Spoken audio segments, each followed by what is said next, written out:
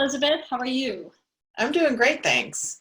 So today I'm here with Arlene Broussard, and Arlene is the creator of Heartful Wealth. So Arlene helps people understand and manage their money. So I thought it would be interesting to talk to Arlene at this particular time because I know a lot of people are nervous and a lot of people are stressed about what's happening with their money given the coronavirus pandemic. So we'll get into that in a second, but I wanted to start with just for your own personal self, what are some of the things that you're doing to sort of stay centered and grounded during this global pandemic? Great question. Similar to what I was doing before the pandemic hit was to have routines. So I'm actually going to pull up this is my chart. Not that I'm Nice. trying to have you see everything, but I wanted to show you that it's a simple piece of paper. And on it, I have listed 1, 2, 3, 4, 5 days. It used to be for when I'm working, my work days. And each day I'm going to give you a few examples of what's on here. And it's repeated the same thing every day. But the first thing says H2O, drink a glass of water, sensual attire, actually put on clothing that I feel alive in so that I'm not wearing sweats every day. And I feel, since I'm only seeing me, that I actually get excited about seeing me and how I'm feeling. Courage is on here, that I do something courageous each day. So these are just examples of how I'm starting my morning. And that really just really helps me. And I literally check them off. And there's a lot of information about habit forming that when we have a checklist like this and we create these habits, it gives us self-confidence. It makes me feel like I've achieved something. And in a time of this uncertainty, I have really held closely to this. So I've got morning routines and I've got evening routines, and then I have in the middle it's kind of looser, but I have two big things that I do every day. And I call them big things.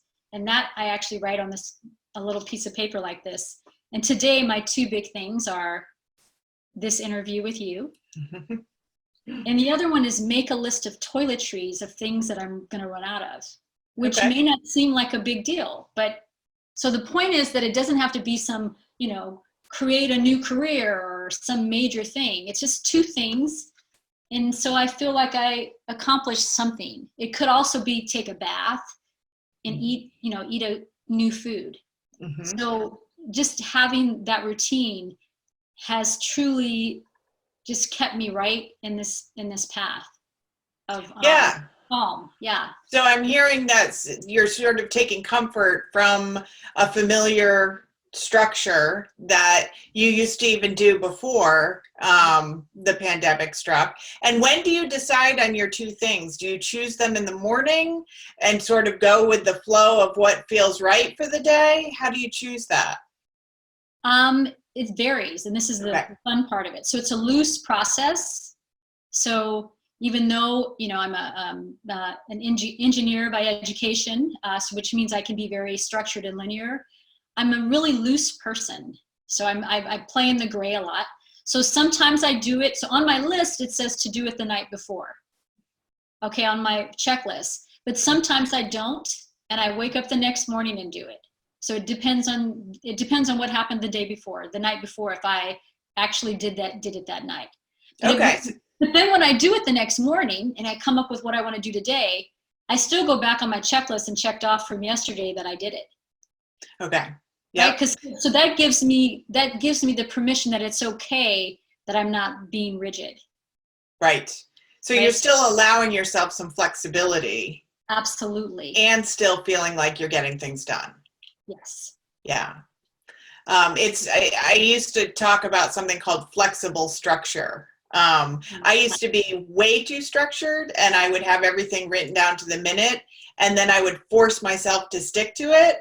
And then that didn't always feel good. So I did transition to a way of sort of having the list, but then getting to choose. Like what on the list feels like it really needs to happen right now, kind of thing. Yeah. Yeah. And I think a lot too, Elizabeth, in some of the work that we've done, you and I know you've done a lot of this work too, of I think maybe where you're getting at is to feel into, well, how do I feel right now about this? Right. Like I may have last night thought I was going to want to do, my toiletry list, which seems kind of silly, but today I'm not feeling that. I really want to go on a walk today. Exactly. So really to pay attention to what's going on in my body and say, what do I need? What do I really need today? And to feel into that, through my heart. So I'm all for, what did you call it? Flexible structure. Flexible structure. Yeah. Yeah. That's really, I think that's what nurtures, is nurturing me the most right now during this pandemic. Mm-hmm. Yeah, because I don't know how we would do anything. I think this pandemic is teaching us how to have some more flexibility. Yeah. We're way too structured. Yes. Yeah. Mm-hmm. Yes. Absolutely. Yeah. Great. Well, thank you for sharing your daily routine. And why is it important to you to be grounded? How does that help you, even in general? Oh my goodness. So the beautiful thing about one, being grounded replaces being fearful, Mm-hmm. right? So as long as I'm grounded in, my own heart, and I come to my heart a lot because my whole platform is about connecting heart and wealth, which is my expertise. I use the heart because the heart, provides so much joy, peace, right? All the qualities of the heart. It gives me so much joy, so much happiness to be in this place of groundedness, of being in a centered place, that it makes my life feel amazing, right? Mm-hmm. It's like it allows me to have joy in this experience. So this structure, I love your term, the flexible structure, but having this little bit of structure in my life is what's fueling my experience of joy. It's mm-hmm. what's allowing me to feel like, oh, look at the birds outside my window. Look at how blue the sky is today. Oh, it was raining yesterday, but it's blue today. I'm going to go for a walk because I know my routines are keeping me moving forward, fulfilling my purpose. Like it's built into my structure. Mm-hmm. So I know I can go off and do things that aren't in my structure because I have a structure. Right. And I love your pointing out that you can't be fearful and sort of joyful at the same time. So if you can remove some of the fear by having some structure and some grounding techniques and practices, then you can access some of the things that are still very much right with our world. They haven't gone away. Yeah, absolutely. Right. It's where I'm putting my focus. Mm-hmm. It's like it allows me to focus on those beautiful things, mm-hmm. right? The beauty in my little condo. Like I rent a small condo that I live in because my life was really focused on experiences. I like to travel. I like to go spend time with people. I like to be outdoors. I like nature. So, but now I don't get to do that as much. Mm-hmm. But even in that, my space is beautiful. I love the lighting. It has all the things in it that I value in my space. And I'm able to see that beauty. I'm able to revel in it mm-hmm. because I've got my routines and I've got my structure that keeps me waking up at 8, for 8 in the morning. Make mm-hmm. sure I go to bed at night and don't stay up all night watching Netflix or reading articles. And not to say I don't ever do that, mm-hmm. because sometimes I do that. And then the next morning when I wake up and look at my list, it says 1 hour tech free before bed. Oh, I didn't do that last night. Mm-hmm. I know exactly why I didn't sleep well. I know exactly why I had bad dreams because I'm thinking about, COVID articles that I read. Mm-hmm. So it quickly gets me back on track, even when I go off, on a tangent, the night before. Right. And it sounds like you've really connected also with what works for you. So you've curated this list for how you operate best, which is so important because I know a lot of people try to take tips and tools and first they've got to try it out for themselves and see how it works. and how it supports them. And some things might not be the right tip or tool for each person. So we all have to decide for ourselves what works for us. So it sounds like you've done that. I have, and I even change this every week. Mm-hmm. Meaning, you know, like I'll as I'm doing something, or I'll learn something new, or I'll get another inspiration. I'm like, you know what, I'm never doing this thing. It's been on the list all week and I'm not doing it, so it must not be my thing. Mm-hmm. So I'll cross that one off and I'll add in a new one that may have come up. So I'm flexible with myself, because I'm ever evolving and tweaking how I, you know, the structure that I want in my life. Right. I love that. I love that. Yeah, that's so important. And you never know when you're going to come across something new that you want to try, and then you can throw it in there and see how it goes. So Right. I love that. Great.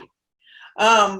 And so then the next thing I was hoping to chat with you about a little bit is, because you are helping people understand and manage their money, I was wondering if you could speak to the people who are feeling super fearful right now. Maybe they've been laid off, maybe money is just tight, with regard to the coronavirus, and sort of how people can navigate that fear. Sure. Yeah. So the first thing that I think is really important is to address what kind of foundation they have. And when I say that,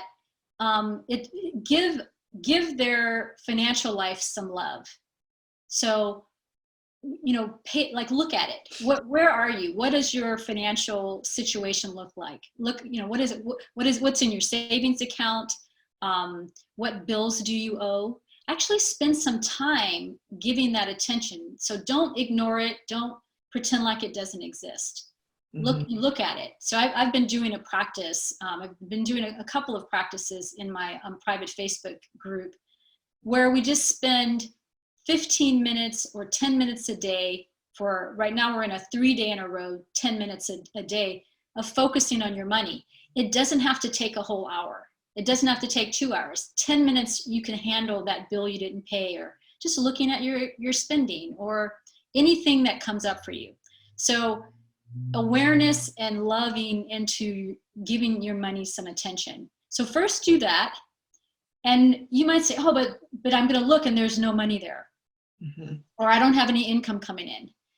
So then continue this process of, I'm going to say, take out a piece of paper and actually write down some possibilities of where you might have income that you don't realize. And one example is going to be collecting unemployment insurance. Mm-hmm. Have you gone to collect unemployment insurance if you lost your job? So there's one thing. Mm-hmm. Are you receiving a check, the stimulus check? Mm-hmm. You know, do you need to do something to receive that? Mm-hmm. How about your family? Is there someone in your family who can assist you? Maybe not with money, but with food if you get into that place, because you're probably not there yet. Mm-hmm. But if you were to get there, can you name one person that would assist you? Now, I'm going to bet anybody watching this has at least one person in their life who will help them eat if they're hungry. Mm-hmm. Write that down. Mm-hmm. And so next I'm going to say your neighbors. This is all part of your foundation.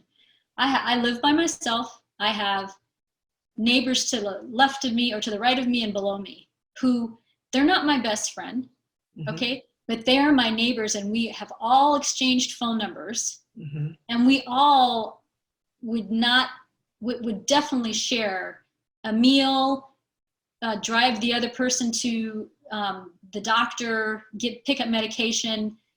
There is not a neighbor in my complex here who would not assist the other.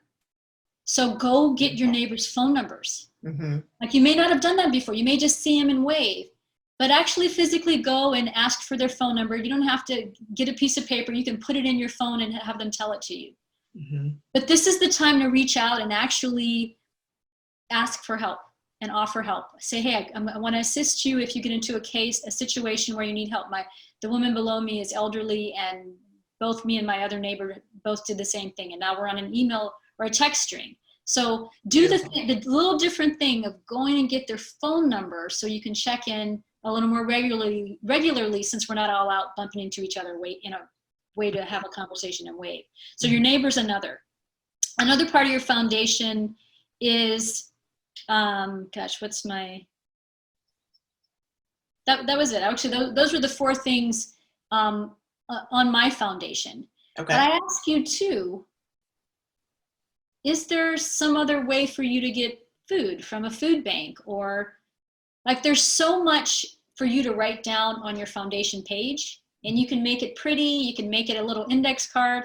It's a foundation to remind you that you're not going to go hungry, that your bills can wait, that rent has been pushed out for 3 months, student loans have been pushed out for 3 months. I just was on with a friend looking at student loans. They've all been deferred. So pay attention, look, see that the things you're worrying about may not be worries, and create this foundation on a piece of paper. Write it down so that when you get nervous, anxious, you can go to your foundation and go, you know what, that's right, I'm fine. I'm not going to be hungry. I'm not going to go hungry. My neighbors actually will give me a meal. They're not going to let me die in my house next to them. Right. Because we're not going to let you die. Right. You just aren't used to asking for help, particularly in the United States. We're so self-minded. And this is an opportunity for us to remember that we're actually great at sharing. We're great at collaborating. We feel better when I talk to my neighbor. He just knocked on the door when I was on my call earlier, and I interrupted my call. I just opened the door, said, hey, good to see you. He's like, yeah, I just wanted to say hi. So we're extending hellos more. Right. To give each other that foundation. I got you. Right, I got your back. So, and your neighbors will do that. Yeah. We just don't typically ask. So that's the foundation. So that's the number one thing that in this period will create the most ease of knowing that you actually are okay. Yeah, absolutely. I'm hearing that instead of just stopping at the feeling of fear, it's like moving through it to realize there are a lot of possibilities, there's a lot of potential, and there's a lot of different solutions that you might have access to that you don't have if you just stop in fear. If you stop, put your head down. And you brought up a piece that I teach when I'm working with people one-on-one, and in the practice that we do, the financial practice, is when that your heart starts to race when you're dealing with, say it's time to call the person you owe a bill to, when your fear starts to come in and your heart starts to race, to put your hand on your heart and take 3 deep breaths and feel into that and love and say, oh, okay, I see you. Okay, I acknowledge I'm nervous, I'm anxious because of that bill. I'm afraid of that bill coming in. Okay, I feel that. It's like you're acknowledging it. And what happens is your attention goes to your body, and that fear, that energy that was coming from your head actually goes you move into your heart, and it can dissolve. Just like that, just from the shifting of the attention from the head to the 18 inches to your heart.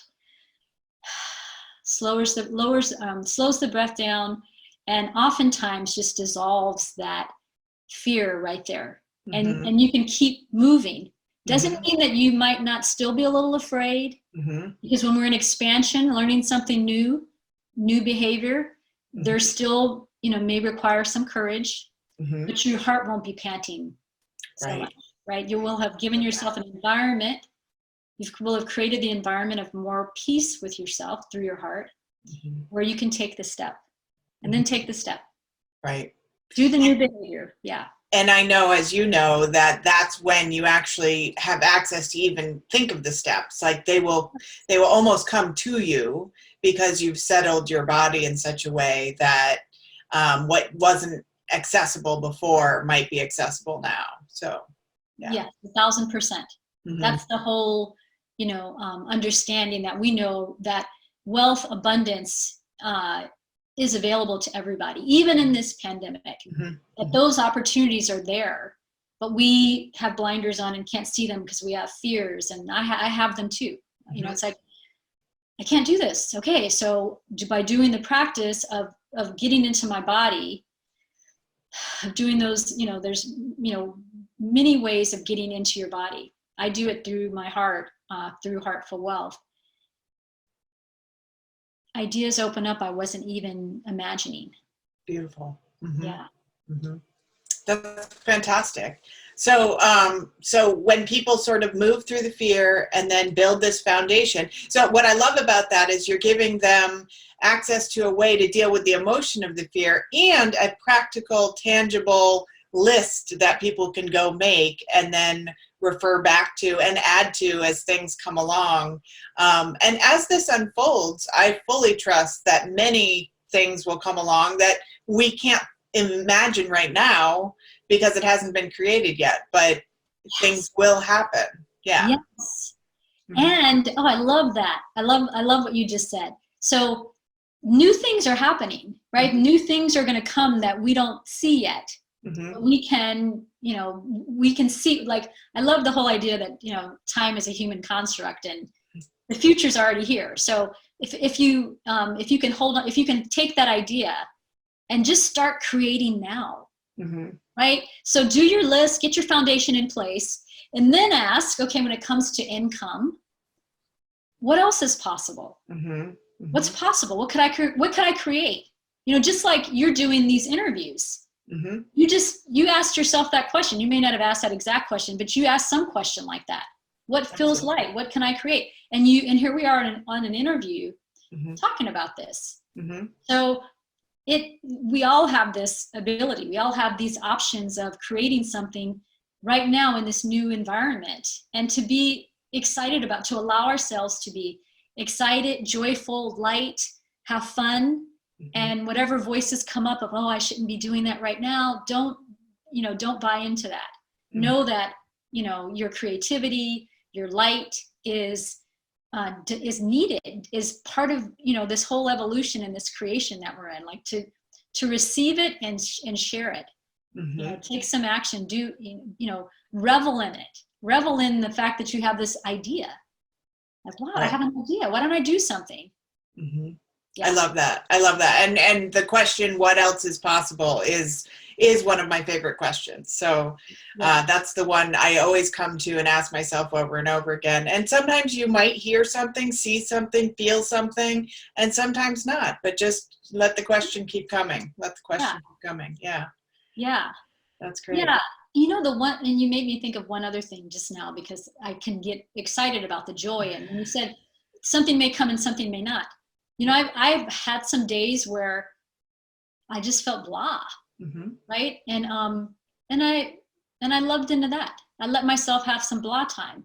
I cried one day. It's like I've heard of someone who was sick, and it's fine to to do this, mm-hmm, right? It's absolutely. It's healthy. It's normal. The thing is just when you go down here, remember when you come back up to ask the question, what else is possible? Mm-hmm. Right? Right. Like, I can ask the question, what else is possible? Even when there's darkness, there also is light. Right. Like, and you can be the light, you can be in your joy and your lightness and create. Right. And when we go down into that darkness, not judging ourselves for that, but just meeting ourselves there with the compassion you were mentioning. And that's all we can do, because we are humans, and that's going to happen. And but there will be another day, and there will be new ideas. So absolutely. Yeah. Awesome.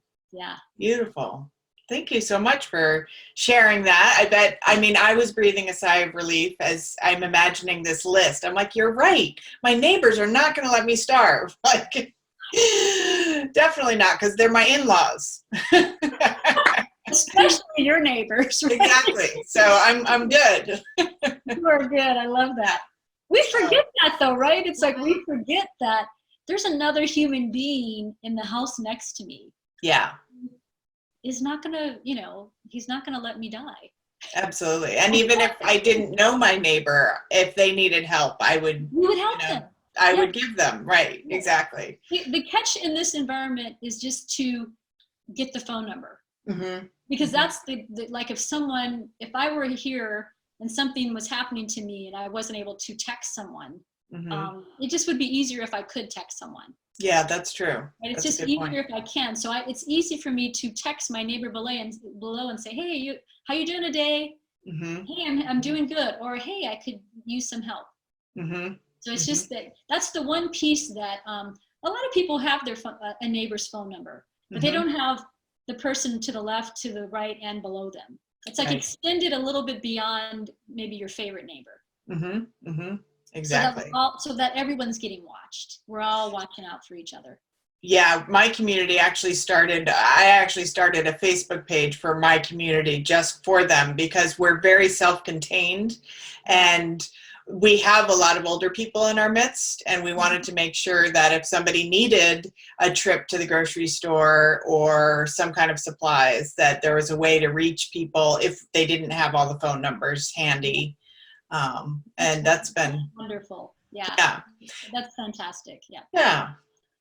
So I know that's been, but I love bringing it back to the idea of money, and just the idea that there are people there to help. There are always helpers. So Yeah. that's Yeah. great. In the absence of an actual dollar, Exactly. your neighbor will give you food. Your neighbor will run an errand for you. Your neighbor will assist you if you get sick. We Exactly. already have. My neighbor below already was sick. Yeah. Wow. Okay. Yeah, Yeah. she's fine now. Oh, good. Yeah, she's fine now. Good. But she was sick, and yeah, Mm-hmm. people are good. You know, Right. we all have light and darkness in us. Mm-hmm. And if you reach out to your neighbor and establish a communication, they will give you love back. Yeah, absolutely. Yeah. I love that. Thank you. Well, thank you very much. And where can people find more about you and what you do if people want to connect and talk to you about their money situation? Yeah, so I have a web page called heartfulwealth.com, and Okay. heartful is the word heart with F-U-L, so like grateful but heartful, wealth.com. And you can also reach me on my Facebook private page, which actually it's a group page, and it's called Heartful Wealth Private Community. And in there, I'm doing these Heartful Wealth 310 or Heartful Wealth 515, which are basically a few days in a row where we do a financial practice, a 10-minute financial practice or a 15-minute financial practice. So yeah, you're welcome to join me there. I'm open for doing one-on-one coaching. So if people want to, need assistance with their money, with wealth creation, with wealth management, they're welcome to reach out to me for that. Perfect. So when I post this on my YouTube channel, I will put the links underneath in the description. So if anybody wants to work with you or talk to you about money or express their fears or work through them, that you are available. That's awesome. That's perfect. Well, thank you again for joining me today and sharing your wisdom and your insights. I appreciate it. My pleasure. It's been my pleasure. Thank you so much, Elizabeth, for doing this, for expressing your creativity and inviting me to come and share. Fantastic. Thank you.